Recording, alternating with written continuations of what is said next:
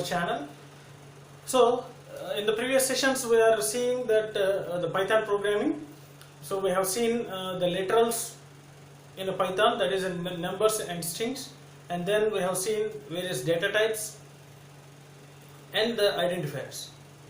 So there are standard data types, 5 standard data types in our Python, that is numbers, strings, list, tuples and the dictionaries. So we will see one by one. So before that we will see what is the keywords in Python in this session. So as we know that keywords are the predefined words given by the interpreter. So in C language we call it as a compiler. So these are the some predefined words given by the interpreter, and each one is having their own identity and a specific task. Right? So the first and foremost important thing is, while creating a variable, while giving a name to the variable, the first thing we have to take care is those names should not match with these keywords. Because if we create a variable with any one among these names, the interpreter automatically identifies it as a keyword rather than as a variable. So it will treat as a keyword. So every keyword is having their own task. So that particular task will be performed. So the first thing is, we should not use these keywords as a variable names. Now let us see one by one. So here and it can be used as a logical AND operator. So as we know, the logical AND is used to compare two different simple conditions. Right? So for example, if you want to check whether the check the large number among the 3 numbers, you need to check two conditions. That is, if A greater than B and A greater than C. So if A is greater than both the variables B and C, then only we can say A will be the bigger. So in such conditions, there if you want to check two conditions, so those we call it as a simple conditions, right? If you want to check two conditions, then we can use this AND, so logical AND. So rather than using the symbol, you can directly use this AND keyword. Similarly, break statement. So almost some of the keywords will be same as the working of keywords will be same as in the C language. So here break and continue. So break and continue, the same working which we have seen in the C language, the same will be applied in the Python also. So break statement is used to terminate the control from the loop. So that means whenever the control encounters this break statement, automatically the control will come out from the loop. So irrespective of the condition, even though the condition is false, the control will come out from the loop. Coming to the continue, it will skip the current iteration, so in which this continue has been written, and it will move on to the next iteration. So that means it will skip only one iteration where this continue has been written. So that is the working of continue. Next, del.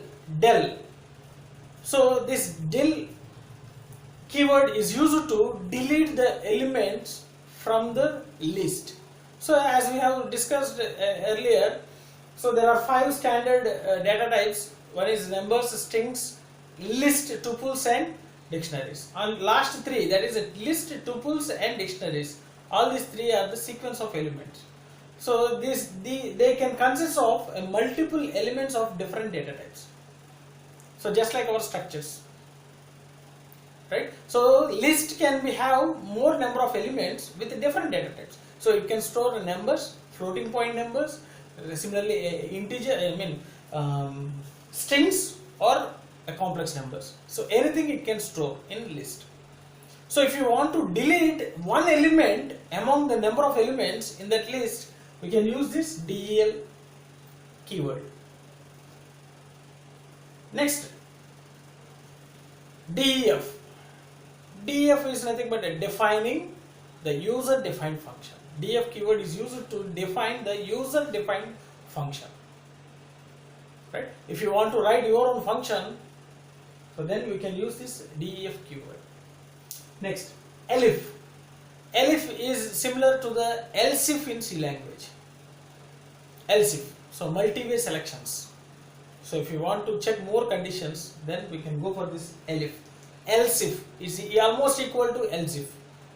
So here the keyword is elif, and in C language it is a else if. We will write as else if.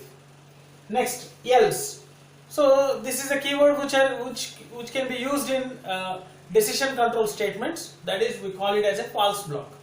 So there will be two blocks, a true block and false block. Any one block will be executed, the another one will be ignored. So else block is a false block.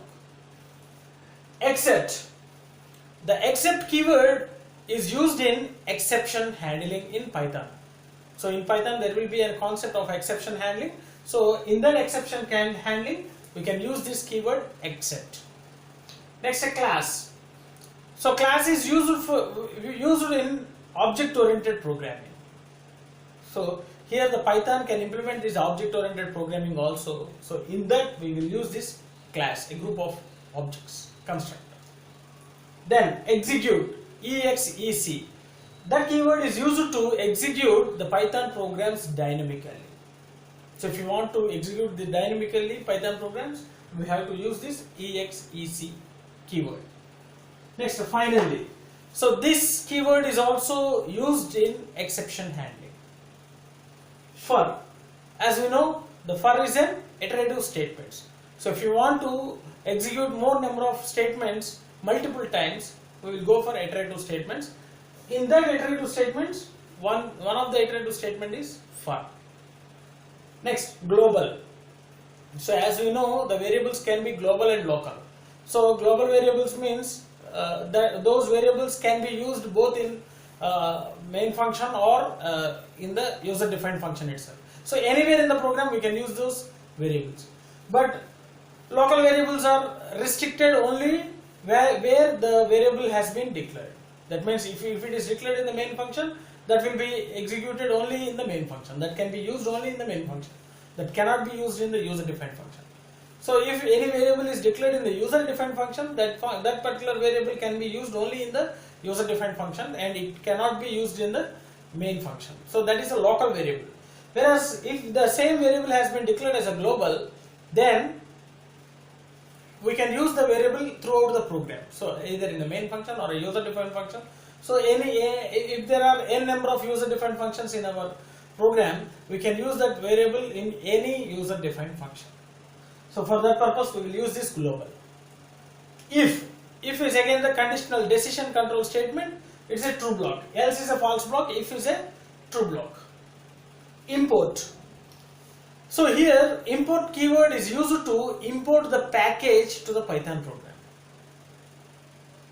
So for example, if you want to implement some mathematical functions, so there are different mathematical functions in C language, right? Square root, power, sine, cosine. So likewise, so number of user defined functions, predefined functions are there in C language. So in order to use those predefined functions, what we have to do?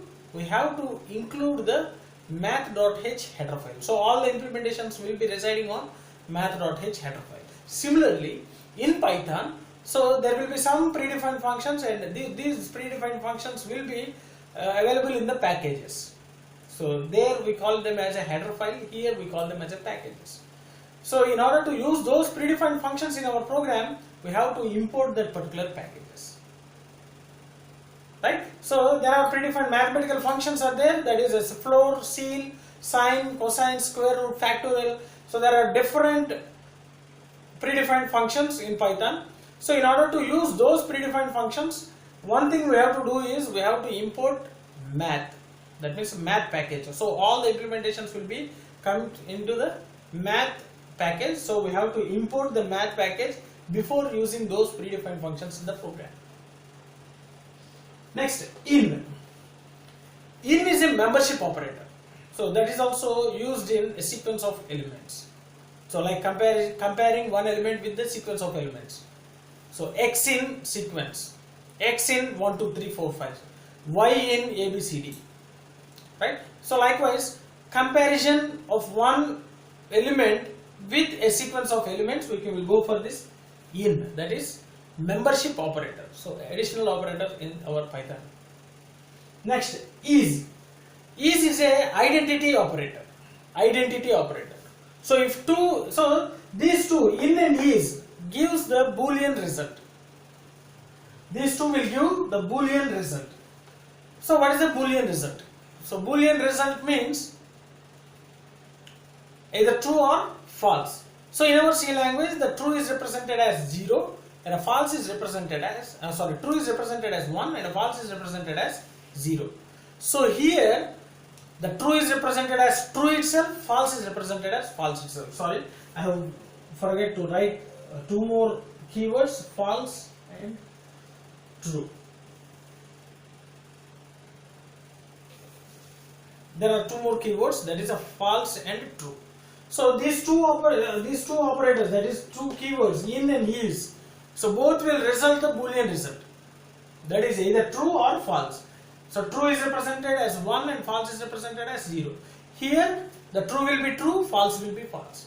We will get the result as true and false, not a 1 and 0. And is the identity operator.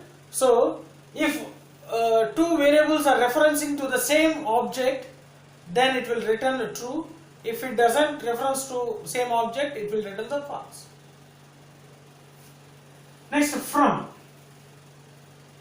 So this from is also used in importing the packages, importing the sub packages, right? So in the package importing, we will use this from keyword. Not, that is also similar to our logical not. So 1 becomes 0 and 0 becomes 1. True becomes false or false becomes true. Or is also the logical or. Pass is a null statement in our program. So it can be used only for a syntactic purpose. So it is almost equal to the null statement. So nothing will be happens while executing this pass. Print. So as we know that print is an output function, so which we have discussed in the previous session. Raise is used in exception handling. So raising the exception. Return, we know that return is used to return the value from the user defined function. Try is also again used in exception handling. While, so we have seen for here, now it is while, the another iterative statement. Next, with. So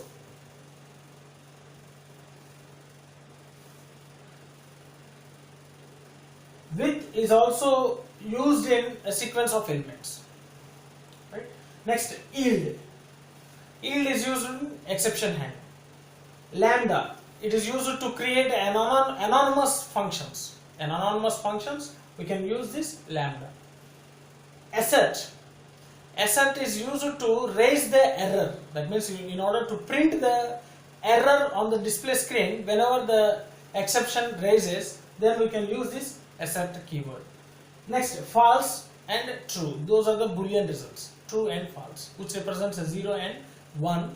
Here it doesn't represent 0 and 1, it directly represents this true and false, right? So these are a few keywords, and there are many keywords, and the working of these keywords will be easier while programming the logics, right?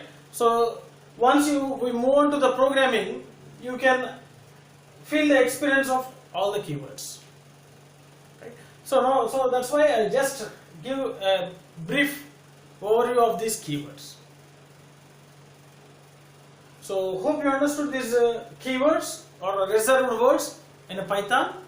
So once again, a keyword is a predefined words given by the Python interpreter which is having a specific task or a meaning, and these names should not be used as a variable names, because if you use these names as a variable names, the interpreter will treat that as a keyword rather than a variable.